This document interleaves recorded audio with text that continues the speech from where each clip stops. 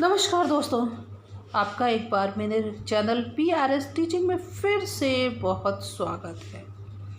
दोस्तों, आज मैं आपके लिए जो कहानी लेकर आई हूँ वो कहानी बहुत ही प्रेरणाप्रद है, साथ ही मनोरंजक भी है और संदेशपरक भी है। ये कहानी कक्षा 8 के विद्यार्थियों के लिए है। और दोस्तों, आज जो कहानी आप पढ़ेंगे उसका शीर्षक है बहादुर। दोस्तों, तो मैं सबसे पहले तो वीडियो को आगे बढ़ाने से पहले मैं आपसे रिक्वेस्ट करती हूँ कि अगर आप लोगों ने मेरा चैनल सब्सक्राइब नहीं किया है तो सबसे पहले तो मेरे चैनल को सब्सक्राइब कर दीजिए, मेरे वीडियो को लाइक करें, शेयर करें और आप मुझे इंस्टाग्राम पर भी फॉलो कर लें। मैंने अपने इंस्टाग्राम की लिंक डिस्क्रिप्शन में दे दी है और मेरी इंस्टाग्राम आईडी है PRS teaching_YT। तो दोस्तों, अब शुरू करते हैं आज का पाठ बहादुर। बहादुर, वैसे तो बहादुर शब्द एक विशेषण भी है, लेकिन अगर ये किसी का नाम है तो वो संज्ञा भी होता है। अब इस कहानी का शीर्षक बहादुर इसलिए रखा गया है क्योंकि इस पाठ में एक ऐसे लड़के को पात्र बनाया गया है और उसी पात्र के आसपास पूरी कहानी घूमती है। यह एक नौकर है, इसलिए ही इस कहानी का नाम बहादुर या शीर्षक बहादुर रखा गया है। तो दोस्तों, अब शुरू करते हैं इस कहानी के विषय में जानकारी करने। सबसे पहले मैं आपको कहानी को बढ़ाने से पूर्व बताऊंगी इस कहानी के लेखक कौन हैं। दोस्तों, इस कहानी के लेखक एक बहुत ही जाने माने साहित्यकार हैं और जिनका नाम है अमरकांत। दोस्तों, अमरकांत का जन्म 1 जुलाई सन 1925 में बलिया जिले उत्तर प्रदेश में हुआ था। इन्होंने अपनी प्रारंभिक शिक्षा तो बलिया में ही प्राप्त की और उसके बाद उच्च शिक्षा इन्होंने इलाहाबाद में प्राप्त की।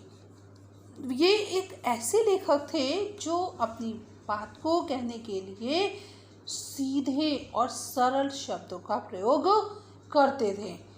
इन्हें इनके साहित्यिक योगदान के लिए, अर्थात इन्होंने साहित्य के क्षेत्र में बहुत ही अच्छा लेखन कार्य किया, इसके लिए इन्हें ज्ञानपीठ पुरस्कार और साहित्य अकादमी पुरस्कारों से पुरस्कृत किया गया। तो आइए अब शुरू करते हैं इनके द्वारा लिखित ये बहुत ही चर्चित और महत्वपूर्ण कहानी जिसका शीर्षक है बहादुर। दोस्तों, जैसा कि आप जानते हैं कि कहानी को आगे बढ़ाने के लिए कुछ पात्रों की आवश्यकता होती है, एक विषय वस्तु होती है। तो उसी प्रकार इस कहानी में भी कुछ पात्र हैं और एक विषय वस्तु है। तो इस कहानी के जो प्रमुख पात्र हैं उनमें एक पुरुष पात्र है जो स्वयं लेखक है, एक उसकी पत्नी है जिसका नाम है निर्मला और एक उसका बेटा है जिसका नाम है राहुल, और जिसके संबंध में ये कहानी लिखी गई है वो पात्र है एक नौकर और उसी का नाम है बहादुर। तो विद्यार्थियों, अब हम इस कहानी को पढ़ते हैं और साथ में मैं आपको ये भी बताती हूँ कि इस कहानी के माध्यम से लेखक हमें अपने मन के किन विचारों के विषय में बताना चाहता है। तो सबसे पहले तो लेखक के घर में एक बालक आता है जिसका नाम होता है बहादुर और वो एक नौकर के रूप में लाया जाता है उनके साले के द्वारा। जैसे ही वो घर में आता है तो घर के सभी सदस्य उसके चारों ओर उसे घेर कर खड़े हो जाते। अच्छा, जैसे ही जब घर में कोई सदस्य अपरिचित आता है तो घर के सभी सदस्य बाहर ही आकर उसको देखते हैं, उसको समझने का प्रयास करते हैं। ठीक वैसी ही स्थिति यहाँ पर भी उत्पन्न हो गई है। तो जब लोगों ने इसको देखा तो उनके मन की प्रतिक्रिया किस प्रकार की हुई, इन सभी बातों से बताया जाएगा। लेखक ने जैसे उस बालक को देखा तो उसके मन में एक पहले तो कर्तव्य का बोध उसको हुआ कि, और उसे ऐसा महसूस हुआ कि जैसा अब उसका कर्तव्य बहुत बढ़ गया है। सबसे पहले लेखक ने ये बताया है कि जो बहादुर है वो 12-13 साल का एक लड़का है जिसका शरीर ठीकना है। ठीकना शब्द का अर्थ होता है लंबाई कम होना। उसका रंग गोरा है, चपटा मुंह है। उसने एक सफ़ेद रंग की नेकर पहनी है और आधी बाहों की कमीज पहन रखी है और पैरों में भूरे रंग के पुराने जूते पहने हैं। बहादुर ने अपने गले में स्काउट की तरह एक रुमाल बांधकर रखा है। अब जो महिला पात्र है निर्मला, वो कभी तो उस लड़की की ओर देखती है और कभी फिर वो लेखक की ओर देखती है और कभी अपने भाई की ओर देखती है और वो स्थिति को समझने का प्रयास करती है। चूँकि बहादुर को लेकर निर्मला के भाई आए थे और लेखक को जब नौकर रखने की आवश्यकता महसूस हुई तो उसके पीछे कई कारण थे। क्योंकि एक बार वो अपने बहन के शादी में घर गया तो वहाँ उसने ये देखा कि किस तरह घर के सभी सदस्य नौकर के कारण बहुत ही सुख का अनुभव कर रहे हैं। अच्छा, उसके कई रिश्तेदार ऊंचे ऊंचे पदों पर थे और उन सभी के यहाँ नौकर थे। अब जब वहाँ से निर्मला वापस आई तो क्या हुआ कि वो रोज़ रोज़ लेखक से नौकर रखने की बात करती और लेखक पहले तो कभी कभी सुनता, कभी अनसुनी भी कर देता, लेकिन कहीं ना कहीं लेखक के मन में भी ये बात आने लगी कि उन्हें भी नौकर रख लेना चाहिए। क्योंकि जो लेखक की पत्नी है निर्मला, वो पूरे दिन काम करती, थक जाती थी और फिर वो जब गुस्सा होती तो वो स्वयं को दुखी स्त्री और अभागिन स्त्री मानने लगती और वही कहती अरे वो लोग तो दूसरे ही होते हैं जिनके भाग्य में नौकरों का सुख होता है। लेखक के साले ने पूरे परिवार को बहादुर के विषय में विस्तार से जानकारी दी कि यह एक नेपाली लड़का है और जिसका गांव नेपाल और बिहार की सीमा पर स्थित था। इसका पिता युद्ध में मारा गया था और पिता की मृत्यु के बाद उसकी माँ पूरे परिवार का पालन पोषण करती थी। इसकी माँ बहुत ही गुस्सैल थी, अर्थात उसे बहुत जल्दी गुस्सा आता था और फिर गुस्सा आने पर वह बहादुर को बहुत ही मारती थी। वो बहादुर को इसलिए मारती थी, वो उसकी इच्छा यह थी कि उसका बेटा उसके साथ उसके घर के कामकाज में उसका हाथ बटाए, उसकी मदद करे। लेकिन बहादुर अन्य बच्चों की तरह खेलना चाहता था, जंगल में स्वतंत्र रूप से घूमना चाहता था और वो अपने मन मुताबिक काम करता। वह पहाड़ों पर जाता, जंगलों में जाता और कभी कभी पेड़ों पर चढ़कर चिड़िया के घोंसलों में हाथ डालकर उनके बच्चों को निकालता और पेड़ों से फल तोड़ तोड़ कर खाता था। बहादुर की माँ जब बहादुर को पशुओं को चराने के लिए जंगल में भेज देती तो एक दिन क्या हुआ कि बहादुर अपने जानवरों को जंगल में चराने के लिए ले गया, लेकिन उसमें उसने एक भैंस थी जो उसकी माँ बहुत प्यार करती थी और इसी बात से बहादुर उस भैंस से बहुत चिढ़ता था। बहादुर ने उस भैंस को बहुत मारा। जब बहादुर ने भैंस को मारा तो भैंस तो मार खाने के बाद भागती भागती उसकी माँ के पास चली आई और उसकी माँ जो खेतों में काम कर रही थी। अब जैसे ही माँ ने भैंस को आता हुआ देखा तो उसका माथा ठनका। विद्यार्थी, माथा ठनकना एक मुहावरा है जिसका अर्थ होता है किसी गलत कार्य का संदेह होना, शंका होना। अब उसकी माँ के मन में गलत विचार आने लगे कि ज़रूर कोई गड़बड़ है, बहादुर ने ज़रूर कुछ गलत किया है या इसे मारा होगा, अन्यथा ये भागते हुए यहाँ क्यों आती। इस बात का अनुमान लगाकर बहादुर की माँ तो बहुत ही गुस्सा हुई और मानो वह गुस्से से पागल हो गई हो। जब शाम को बहादुर घर आया तो माँ ने उसे बहुत मारा पीटा और उसके बाद वो वहीं उसे खेत में ही छोड़कर घर वापस आ गई।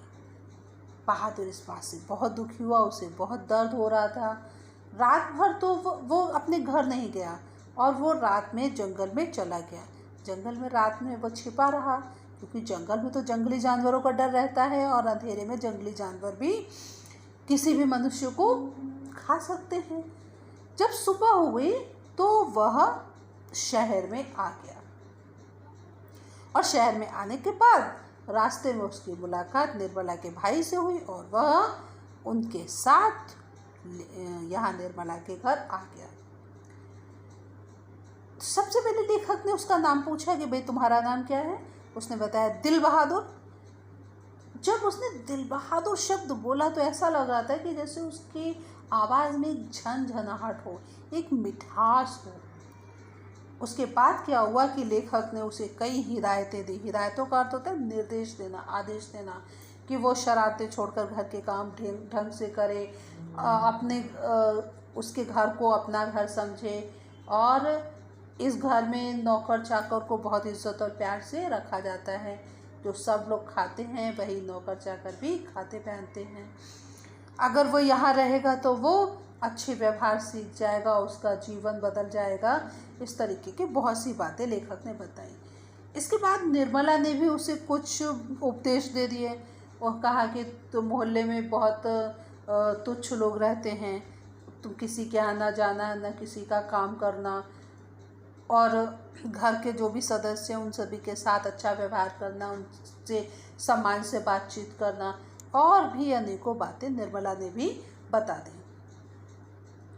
अंत में क्या हुआ कि निर्मला ने क्या किया, जो बहादुर का नाम था दिल बहादुर, तो उसके नाम से चूँकि उसे ऐसा महसूस हुआ कि उसका नाम बड़ा है, तो निर्मला ने दिल बहादुर के नाम को छोटा कर दिया और उसका नाम रख दिया बहादुर। और उसके बाद फिर सब लोग उसे बहादुर नाम से पुकारने लगे। बहादुर बहुत ही हंसमुख था, बहुत ही मेहनती था और इसी कारण पूरे घर में कुछ ही दिनों के बाद एक उत्साह से पूर्ण वातावरण छा गया। और ऐसा लगता था कि जैसे आप लोगों ने भी देखा होगा कि घर में जब पहली बार कोई भी पालतू जानवर लाया जाता है या कोई पक्षी पाला जाता है तो लोग जैसे उसके चारों तरफ घूमते हैं, उससे बड़े प्यार करते हैं, उसी तरह से घर के सभी सदस्य बड़े प्यार से उससे बातचीत करते थे। अच्छा, जब लेखक के घर में आसपास के बच्चों को मालूम हुआ कि इनके घर में भी एक बच्चा है, तो जो मोहल्ले के अन्य बच्चे थे वो क्या करते कि घर के बाहर आते, खिड़की के पास खड़े होते और खिड़की से झांकते, हंसते और उससे तरह तरह के प्रश्न पूछते। कोई बच्चा पूछता, अरे तुम लोग छिपकली को क्या कहते हो, अरे तुमने क्या शेर देखा है। तो इस तरीके की बचकानी बातें करते और साथ ही उससे पहाड़ी गाने सुनने की भी फरमाइश करते थे। न केवल ये मोहल्ले के बच्चे इस तरीके के प्रश्न करते, घर के लोग भी उससे इसी तरह से शरारतपूर्ण बातें करते, छेड़खानी करते और बहादुर अपने जितना बोलता था वो उससे अधिक हंसता था। अच्छा, घर के सभी सदस्य थे तो सबको बहादुर के खाने की, बहादुर के नाश्ते की बहुत ही चिंता रहती थी। एक दिन तो निर्मला अपने घर के आंगन में खड़ी हुई और इतनी जोर जोर से बोलने लगी जैसे मानो वो पड़ोसी को सुनाना चाहती हो और बोली कि बहादुर आकर नाश्ता कर लो। तो मैं दूसरी औरतों की तरह नहीं हूँ जो नौकर चाकर को तलती बोलती हूँ, अर्थात नौकर चाकरों से अधिक काम कराती हूँ। मैं तो अपने बच्चों की तरह ही नौकर का भी ख्याल रखती हूँ। दिन बीतते गए, धीरे धीरे बहादुर ने घर के सारे कामों को सीख लिया था। वह सुबह क्या करता कि नीम के पेड़ से दातून तोड़ कर लाता और वो पेड़ पर तो इस तरह चढ़ जाता जैसे मानो बंदर पेड़ पर चढ़ जाता हो। जब निर्मला बहादुर को इस तरह पेड़ पर चढ़ता देखती तब वो चिल्लाने लगती कि अरे रीछ बंदर की जाति, कहीं गिर गया तो बड़ा बुरा होगा। बहादुर घर के सारे काम करता, कपड़े धोता, घर की सफाई करता, अंगीठी जलाता, चाय बनाता और सबको चाय पिलाता। लेकिन घर में जो खाने की व्यवस्था होती वो भी बहादुर करने के लिए निर्मला से कहता कि वो भी खाना बनाएगा, लेकिन निर्मला उसे खाना बनाने के लिए मना कर देती क्योंकि निर्मला घर का खाना, सब्जी और रोटी वही बनाती। अच्छा, निर्मला को उसकी बहुत ही चिंता रहती थी। कुछ दिनों से ऐसा हुआ कि निर्मला की तबीयत नहीं ठीक रहती थी, तो इसलिए वो कुछ दवाइयाँ ले रही थी। अब उस स्थिति में बहादुर जब निर्मला को कोई भी काम करते हुए देखता तो वो कहता, माताजी मेहनत न करो, तकलीफ बढ़ जाएगी। और जब निर्मला को दवाई लेने का समय होता तो बहादुर एक भालू की तरह दौड़ते हुए कमरे में जाता और दवाई का डिब्बा ला करके निर्मला के सामने रख देता। शाम को जब लेखक अपने दफ्तर से कामकाज निपटाकर घर वापस आता तो घर के सभी सदस्य बड़े खुश मिलते और वो अपने दिन भर के अनुभव लेखक को बताते। उसके बाद क्या होता है कि बहादुर भी लेखक के पास आता और लेखक के सामने आकर धीरे धीरे पहले तो मुस्कुराता और फिर जो घर में छोटी छोटी बातें होती हैं उन बातों को लेखक को बता देता। जैसे कौन बहादुर का जो लेखक का बेटा था वो कहाँ गया, उसकी लड़की कहाँ गई, इस तरीके छोटी छोटी बातें वो बता देता था और वो फिर इस तरह हंसता जैसे उससे बड़ा मज़ा आ गया हो। उसकी हंसी बहुत ही कोमल और मधुर थी, ऐसा लगता था जैसे फूल की पंखुड़ियाँ बिखर गई हों। लेखक उसके स्वभाव से बड़ा प्रभावित होता, उससे बातचीत करना चाहता, लेकिन वो अपनी इस इच्छा पर नियंत्रण रखता और वो उससे खुलकर बात नहीं कर पाता। कभी कभी निर्मला उससे पूछती कि तुम्हें अपनी माँ की याद आती है, तो इस प्रश्न का उत्तर बहादुर देता नहीं, और जब वो इसका कारण पूछती क्यों, तब वो बताता कि उसकी माँ उसे मारती क्यों थी, और वो ये कहकर कि बहुत हंसता, ऐसा लगता जैसे वो बहुत ही खुशी की बात बता रहा हो। इस बात पर निर्मला ने उससे पूछा कि फिर तुम अपनी माँ के पास पैसा क्यों भेजने की बात हमसे कहते हो। तो बच्चों जानते हो बहादुर ने इस प्रश्न का क्या उत्तर दिया। बहादुर ने उत्तर दिया कि अरे माँ बाप का कर्जा तो जन्म भर भरा जाता है, और इस बात को कहते हुए भी वो हंसने लगता। निर्मला ने उसको सोने के लिए एक फटी पुरानी दरी दे दी थी। वो अपने घर से एक पुरानी चादर ले आया था।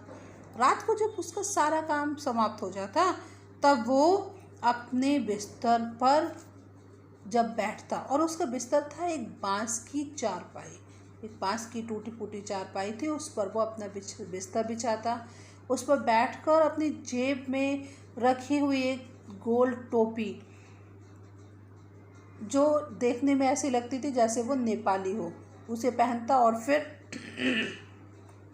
फिर वो उसको अपने शीशे में अपना चेहरा देखता, और इस समय वो बड़ा प्रसन्न नज़र आता। इसके बाद वो अपनी जेब में रखी कुछ और चीज़ें निकालता, अपने बिस्तर पर सजाता, जैसे कुछ गोलियां, ताश की गड्डी, कुछ सुंदर सुंदर पत्थर के टुकड़े, ब्लेड, कागज़ की नाव आदि। वो इन सब चीज़ों से थोड़ी देर तक खेलता और उसके बाद धीरे धीरे गुनगुनाते हुए सो जाता।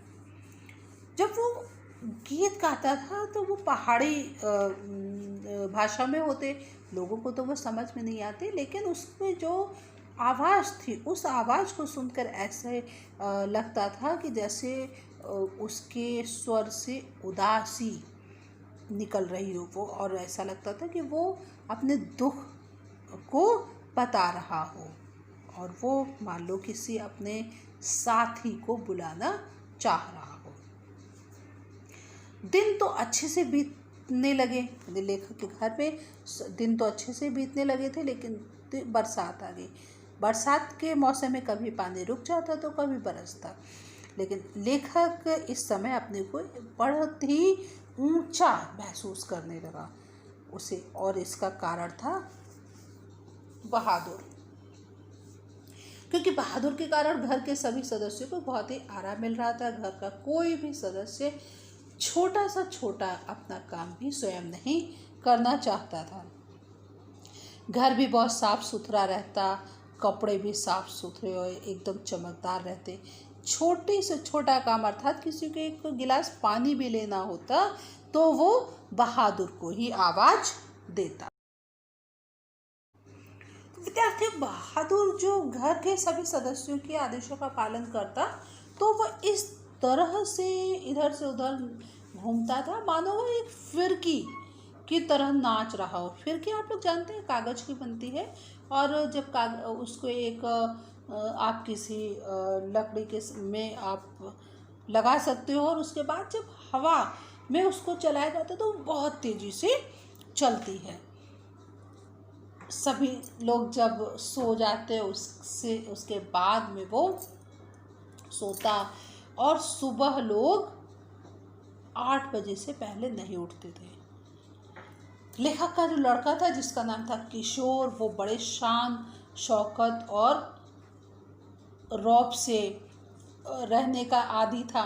मतलब उसका स्वभाव ऐसा था कि वो दूसरों पर रौब जमाता रहता था। रौब जमाने का अर्थ होता है कि दूसरों को कम समझना और अपने को अधिक महत्व देना। उसने क्या किया कि बहादुर को अपने अनुशासन में रखने की आवश्यकता महसूस कर ली थी। वो बहादुर को अपने अनुशासन में रखना चाहता था, और उसने फिर अपने सारे कामों को बहादुर को करने के लिए कह दिया। बहादुर उसके जूते पॉलिश करता, उसके कॉलेज जाने से पहले उसकी साइकिल की सफाई करता, रोज़ उसके कपड़ों को धुलता और इस्त्री करता, और रात में सोते समय वो बहादुर से रोज़ अपने शरीर की मालिश करवाता।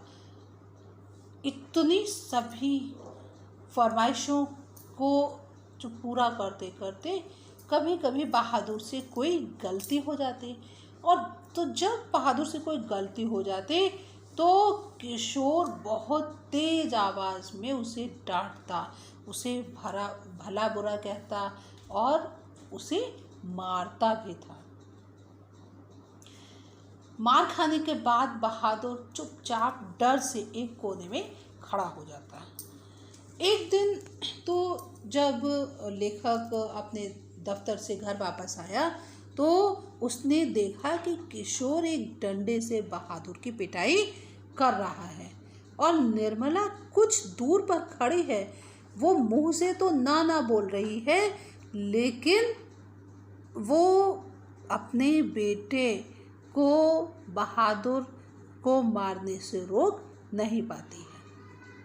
लेखक ने अपने बेटे को डांटा और उसे अलग किया।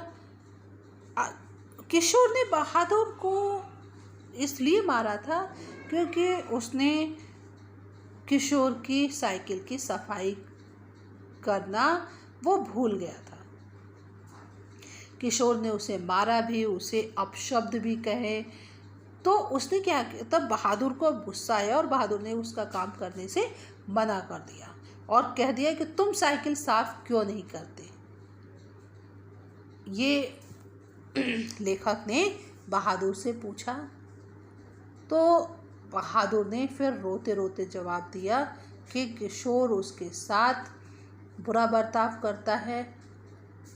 तो फिर लेखक ने, देखिए यहाँ पर लेखक ने अपने बेटे किशोर को नहीं समझाया और बहादुर को ही समझाया कि बहादुर ये आदतें ठीक नहीं है, तुम ठीक से काम करोगे तो तुमको कोई कुछ नहीं कहेगा।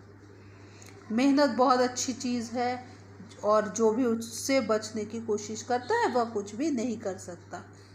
रूठना फूलना मुझे सख्त नापसंद है। रूठना फूलना अर्थात गुस्सा होना। लेखक ने बताया कि ये उसे बिल्कुल पसंद नहीं है।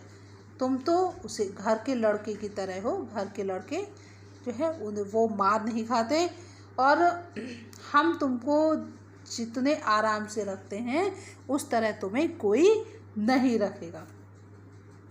अब लेखक ने भी उसको कहा कि तुम जाकर दूसरे घरों में देख लो तो तुम्हें पता चलेगा कि वहाँ पर नौकरों को भरपेट भोजन भी नहीं मिलता है। अब लेखक ने उसे समझाया कि चलो अच्छा ठीक है, सब कुछ अब समाप्त हुआ, अब तुम जाओ और घर का काम अच्छे से करो।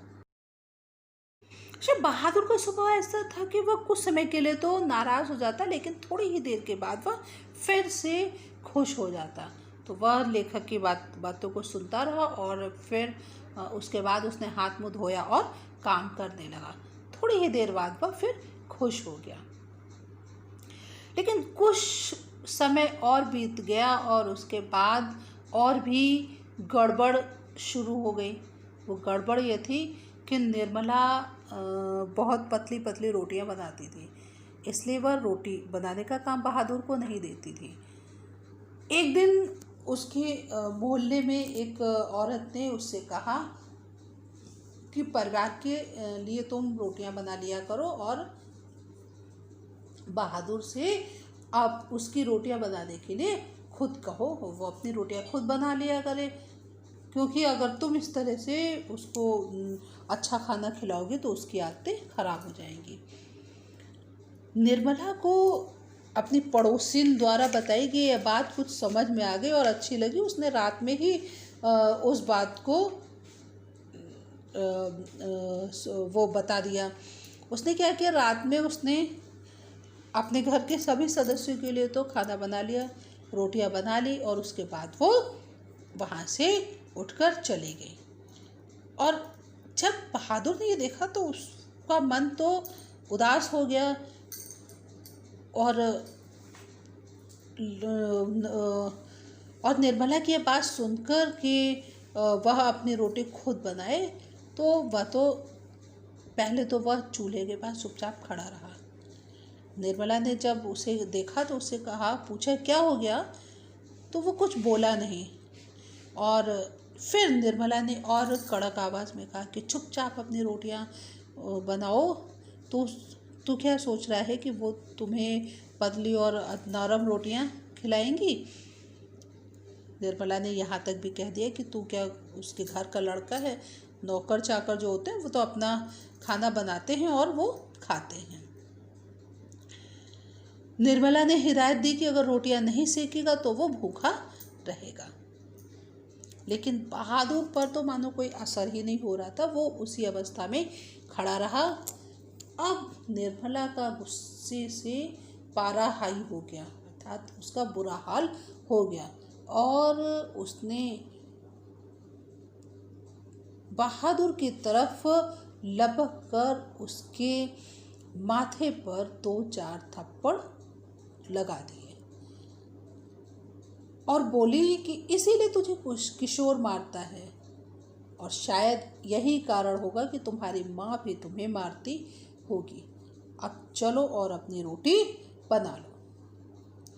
बहादुर ने कहा नहीं, मैं अपनी रोटी नहीं बनाऊंगा, क्योंकि मेरी माँ भी सारे घर की रोटियां बनाकर मुझसे रोटी सिखवाती थी।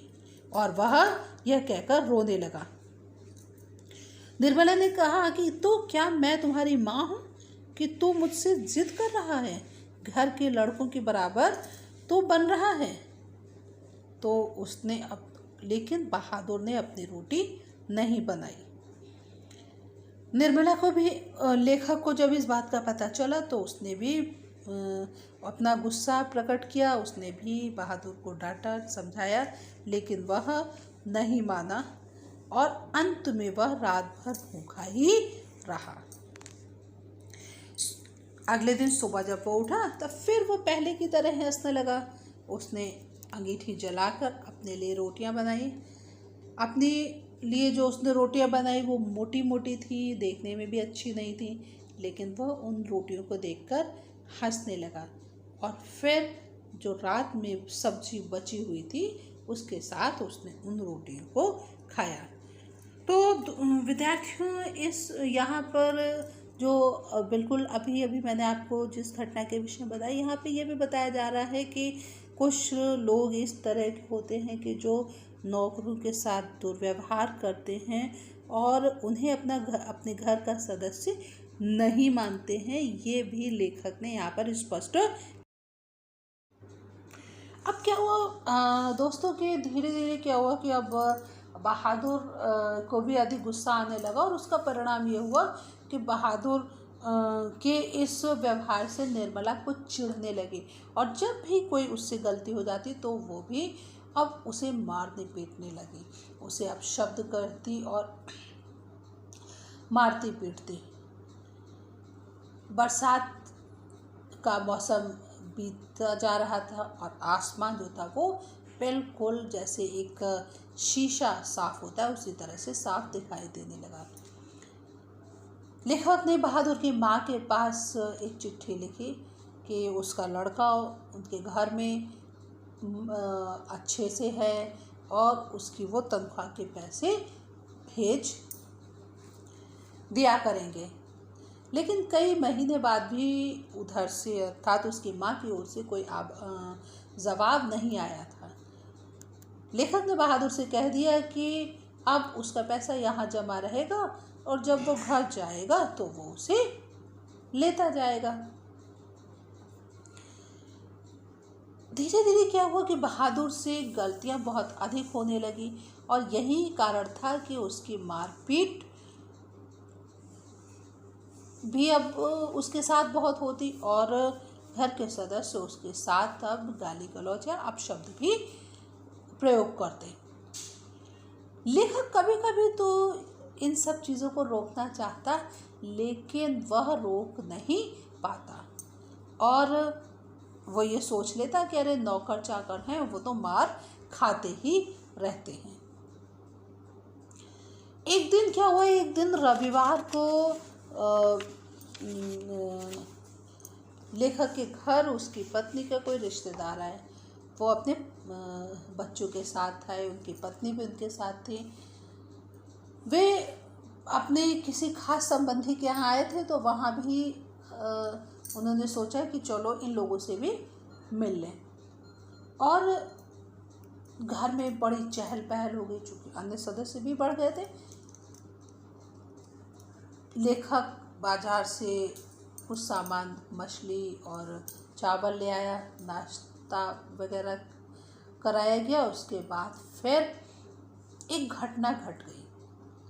घटना ये थी कि अचानक वो उस रिश्तेदार की जो पत्नी थी वो फर्श पर नीचे झुकी और झुककर कुछ देखने लगी। वो चारपाई के नीचे झांककर उसने देखा, फिर वो कमरे के अंदर गई और फर्श पर पड़े हुए कागजों की जांच पड़ताल करने लगी। जब मेहमान को इस तरह का व्यवहार करते हुए लेखक ने देखा तो उसने पूछा, भाई क्या बात है? तो रिश्तेदार की पत्नी ने उत्तर दिया कि क्या बताएं, 11 रुपये साड़ी के खूंट से निकाल कर चारपाई पर रखे थे, अब वे मिल नहीं रहे हैं। साड़ी का खूंट होना होता है साड़ी का। तो अब लेखक ने पूछा, आपको ठीक याद है ना? तो उस महिला ने कहा, हाँ मुझे बहुत अच्छी तरह से याद है। तो मैंने वो रुपए अपने खूंट की साड़ी में ही बांधे थे। रिक्शे वाले को देने के लिए खूंट खोला ही था, लेकिन वो रुपए चारपाई पर रख दिए। 4 रुपए की मिठाई, और सोचा था 4 रुपए की मिठाई ले लूँगी और कुछ बच्चों को दे दूँगी।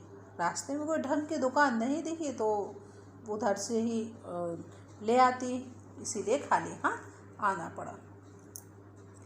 अब आप ही बताइए कि अब तो मैं कहीं की ना रहेंगी, मतलब मेरे पास जो पैसे थे वो तो चले गए।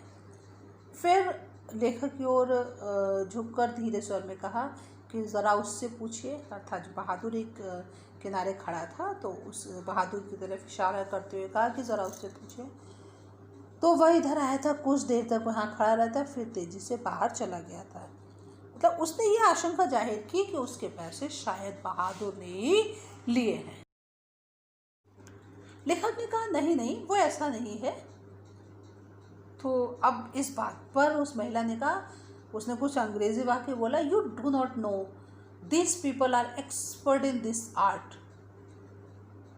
अब लेखक ने बहादुर की तरफ तिरछी नज़र से देखा, लेकिन बहादुर तो सिर झुका करके आटा गूंद रहा था। उसके चेहरे पर प्रसन्नता थी, क्योंकि उसे पूरा विश्वास था कि उसने तो कोई गलत काम किया ही नहीं है। बल्कि जब कभी उसने 2-4 आने इधर उधर पड़े देखे तो उठाकर वो निर्मला को दे देता था। अब किसी के दिल की बात कोई क्या जान सकता है, न मालूम अचानक लेखक को गुस्सा आ गया। लेखक को गुस्सा इस कारण आया कि रिश्तेदार ने उसके नौकर पर एक इल्ज़ाम लगाया था, उस पर आरोप लगाया था। लेखक ने पूछा, बहादुर? तो बहादुर ने उत्तर दिया, हाँ। उसको बुलाया, इधर आओ। बहादुर आकर खड़ा हो गया। बहादुर से जब लेखक ने पूछा कि तुमने यहाँ से रुपए उठाए थे, बहादुर ने उत्तर दिया, जी नहीं। उसने जो उत्तर दिया वो पूरी निर्भीकता के साथ उत्तर दिया। फिर से लेखक ने पूछा कि ठीक ठीक बताओ, मैं इस बात का बुरा नहीं मानूंगा। बहादुर ने जवाब फिर से दिया, नहीं, और मैं अगर लेता तो वो बता देता। अब रिश्तेदार की पत्नी ने फिर से कहा, तुम यहाँ खड़े नहीं थे, फिर तेजी से बाहर चले गए। देखो भैया, सच सच बता दो, मिठाई खरीदने और बच्चों को देने के लिए ये रुपए रखे थे। मैं तो बुरी फंसी, अब वापस जाने के लिए रिक्शे के भी पैसे नहीं। बहादुर ने उत्तर दिया कि मैं तो बाहर नमक लेने गया था। उसने अपने बाहर जाने का कारण बताया। लेखक ने फिर से उससे पूछा कि अब बहादुर तुम सच बताओ, अगर नहीं बताओगे तो वो तुम्हें पीटेंगे और पुलिस के सुपुर्द कर देंगे। इस तरह लेखक बहुत ही तेज आवाज में बहादुर से बात कर रहा था। यह सुनकर बहादुर का चेहरा एकदम मानो काला हो पड़ गया हो, और उसने उत्तर दिया कि उसने नहीं लिए हैं। बहादुर के इस उत्तर को सुनकर लेखक अपने गुस्से को काबू न कर सका और उसने बहादुर के गाल पर तमाचा मार दिया। लेखक ने सोचा कि अगर वो उसे मारेगा तो शायद वो बता देगा, और लेखक ने जो बहादुर को तमाचा मारा वो इतनी जोर था कि बहादुर गिरते गिरते बच गया, और अब उसकी आंखों से आंसू निकल। उसके बाद क्या हुआ कि रिश्तेदार ने एक और हरकत की, और वो तुरंत बोले कि अच्छा छोड़ दीजिए, मैं इसे पुलिस के पास ले जाता हूँ। और इतना कहकर उन्होंने बहादुर का हाथ पकड़ा और उसको दरवाजे की ओर घसीट कर ले गए। लेकिन दरवाजे के पास जाकर उससे धीरे से बोले कि देखो, मुझे तुम बता दो, मैं कुछ नहीं कहूँगा, लेकिन अगर तुम मुझे सच बता दोगे तो इसके बदले मैं तुम्हें इनाम में 2 रुपए दे दूँगा। लेकिन बहादुर ने इस बार भी मना कर दिया।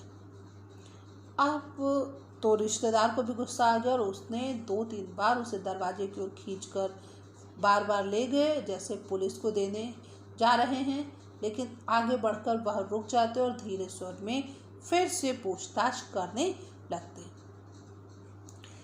जब वो रिश्तेदार हार गए तो उन्होंने बहादुर का हाथ छोड़ दिया और वापस आकर चारपाई पर बैठ गए और हंसते हुए बोले, जाने दीजिए, ये सब घाघ होते हैं। विद्यार्थियों, घाघ शब्द का अर्थ होता है चतुर। और उन्होंने कहा कि अरे इसने तो वो पैसे किसी झाड़ी वाड़ी में छिपा दिए होंगे या कहीं जमीन में गाड़ दिए होंगे। मैं इन सब लोगों को खूब जानता हूँ, ये भालू बंदर से कम नहीं होते, और मेरे साथ इतना नुकसान होना लिखा था, वो मेरा नुकसान हो गया। इन दोनों के डराने धमकाने के बाद अब निर्मला ने भी उसे डराया और धमकाया और उससे 2-4 तमाचे भी चढ़ दिए, लेकिन वह अंत तक नहीं ही करता रहा, क्योंकि उसका कारण था कि बहादुर ने चोरी की नहीं थी तो वो उसे कैसे स्वीकार कर लेता। इस घटना के बाद क्या हो, वो मेहमान तो चले गए, लेकिन बहादुर को आए दिन डांट पड़ती और मार खानी। अब घर के सदस्यों का भी व्यवहार उसके साथ बदल गया था। लोग उससे दूर रहने लगे।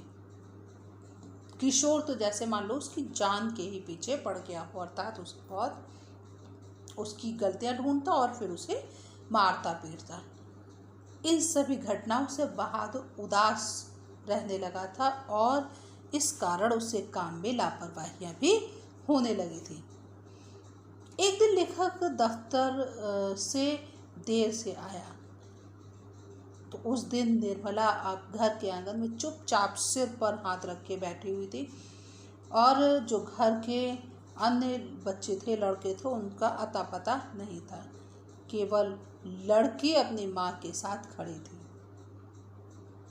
देर हो चुकी थी, शाम हो गई थी, लेकिन फिर भी अंगीठी नहीं जलाई गई थी।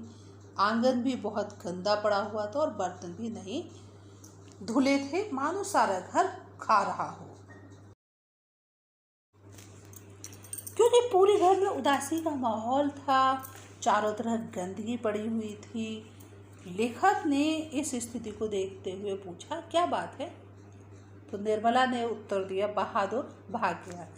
लेखक ने इसका कारण पूछा तो निर्मला ने बताया, पता नहीं। लेखक ने कहा, निर्मला ने बताया कि आज तो कुछ हुआ भी नहीं था। सुबह से ही बहुत खुश था, हमेशा माताजी करता रहता। दोपहर में खाना भी खाया।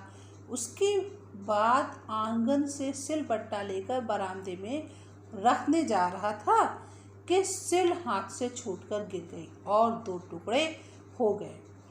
शायद वह इसी डर से भाग गया कि लोग उसे मारेंगे। मैं इसके लिए, निर्मला ने कहा, लेकिन मैं इसके लिए उससे कुछ नहीं कहती। अब निर्मला को अपनी गलती का एहसास हो रहा था, उसे पश्चाताप हो रहा था, पछतावा हो रहा था, इसीलिए वो ऐसी बात कह रही थी। और वो कहने लगी कि उसकी किस्मत में तो आराम है ही नहीं। लेखक ने पूछा कि क्या कुछ ले गया? निर्मला ने उत्तर दिया कि उसे इसी बात का तो बहुत दुख है कि कोई भी सामान नहीं ले गया, यहाँ तक कि उसके जो कपड़े थे, उसका बिस्तर था, उसके जूते, वो सब कुछ यहीं छोड़ गया है। तो निर्मला अब पश्चाताप कर रही है और कह रही है कि अगर वो मुझसे कहता कि उसे जाना है तो वो उसे अच्छी तरह से अच्छे कपड़े पहनाती, उसको पैसे देती और तब वो उसे जाने देती। लेखक ने पूछा, और वो 11 रुपये? तो निर्मला ने उत्तर दिया, अरे वह तो सब झूठ है। उसे तो वह पहले से ही मालूम था कि वे बच्चों को लोग न तो कुछ देना चाहते थे। निर्मला ने बताया कि वे लोग तो केवल अपनी गलती और इज्जत छिपाने के लिए यह प्रपंच कर रहे थे। प्रपंच शब्द का अर्थ होता है ढोंग। उन लोगों को वो अच्छी तरह से जानती है। कभी निर्मला ने बताया कि कभी वो लोग बताते उनके रुपए रास्ते में खो गए हैं, कभी वो बताते हैं कि गलती से घर पर ही छूट गए हैं। अब निर्मला ने कहा कि उसकी कलेजे में तो बहुत ही दुख हो रहा है और इस बात से किशोर को भी बहुत अफसोस है। उसने सारा शहर ढूंढा पर बहादुर से कहीं भी नहीं मिला। किशोर ने आकर बताया कि अम्मा, एक बार भी अगर बहादुर आ जाता तो वह उसे पकड़ लेता और उसे कभी भी जाने नहीं देता, उससे माफ़ी मांगता और फिर उसे वो कभी नहीं मारता। किशोर ने कहा, सच यह है कि अब ऐसा नौकर कभी नहीं मिला। उन दोनों का अब बहुत ही पछतावा हो रहा था और वो ये कह रहे थे कि अरे बहादुर की वजह से उन्हें कितना आराम मिल रहा था। अगर वो अब कुछ सामान चुरा करके भी ले जाता तो उन्हें कुछ संतोष होता।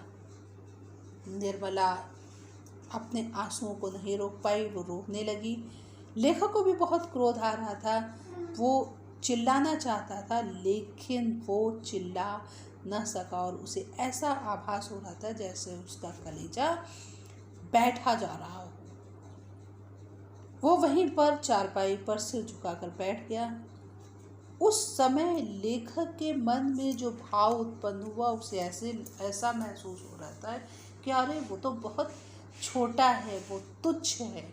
अब लेखक सोचता है कि यदि वो उसे ना मारता तो वो शायद नहीं।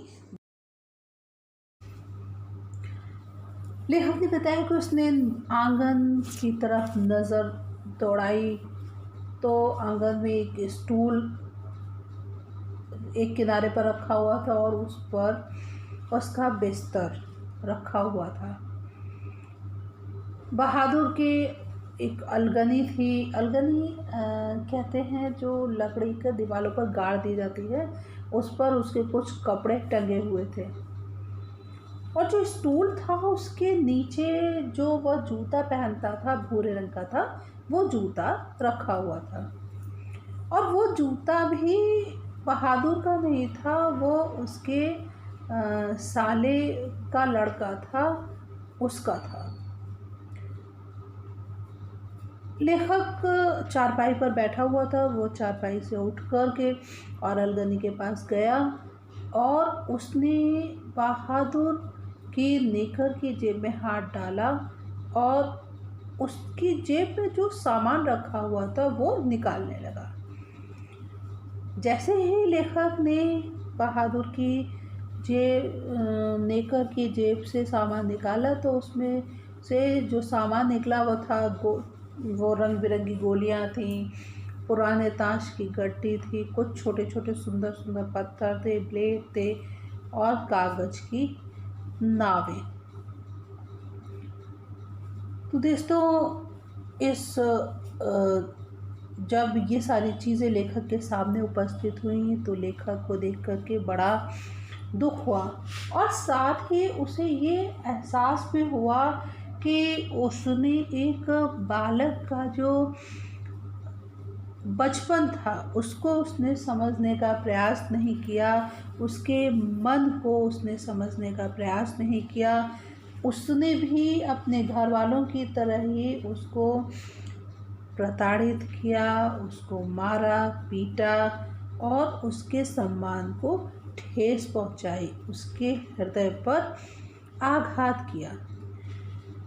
बच्चों, लेखक ने इस कहानी के माध्यम से ये संदेश भी दिया है कि पहली बात तो जो बच्चे हैं 14 वर्ष से कम उम्र के बच्चे हैं, उन्हें तो नौकर के रूप में घर में या कहीं भी रखना ही नहीं चाहिए, क्योंकि यह समय उनके व्यक्तित्व के विकास का समय है और व्यक्तित्व के निर्माण से ही व्यक्ति भविष्य में प्रगति कर सकता है। यह समय उसका शिक्षा ग्रहण करने का है। तो ऐसे में लोगों को, ऐसे बच्चे जो आर्थिक रूप से कमज़ोर हैं और जिनके लिए कार्य करना उनकी मजबूरी होता है, तो उन्हें उनसे कार्य न करवाकर उनके व्यक्तित्व निर्माण के लिए प्रयास करें, उनको शिक्षित करने का प्रयास करें, उनको प्यार दें, उनके मन की भावनाओं को समझें। तो इन्हीं सब भावनाओं से परिपूर्ण इस कहानी को अभी दोस्तों मैंने आपको पढ़ाया। उम्मीद है आपको मेरा ये वीडियो पसंद आया होगा। तो दोस्तों, अगर आपको मेरा ये वीडियो पसंद आया है तो प्लीज़ मेरे वीडियो को लाइक करिए, शेयर करिए और चैनल को तुरंत सब्सक्राइब करिए। और हाँ, बेल आइकन को प्रेस करना बिल्कुल ना भूलिए, जिससे मेरे वीडियोस का नोटिफिकेशन आपके पास सबसे पहले पहुंच जाए। दोस्तों, आप मुझे इंस्टाग्राम पर भी फॉलो कर लें। मेरी इंस्टाग्राम आईडी है PRSteaching_YT। दोस्तों, मैंने अपनी इंस्टाग्राम आईडी की लिंक डिस्क्रिप्शन में शेयर कर दी है, तो प्लीज़ जल्दी से मेरे चैनल को सब्सक्राइब करिए। अपना लाइक, अपना सब्सक्रिप्शन मुझे भेजते रहिए, मेरा भी उत्साह बढ़ाते रहिए, जिससे कि आपका एक लाइक मेरे लिए तो बहुत ही महत्वपूर्ण है और ख़ास तौर से मेरे उत्साह को बढ़ाने के लिए भी पर्याप्त सिद्ध होगा। तो प्लीज़ अपना प्यार मुझे देते रहें। शीघ्र ही फिर अगले वीडियो के साथ मिलते हैं। तब तक के लिए दोस्तों नमस्कार, बहुत बहुत धन्यवाद और आप खुश रहें, मस्त रहें।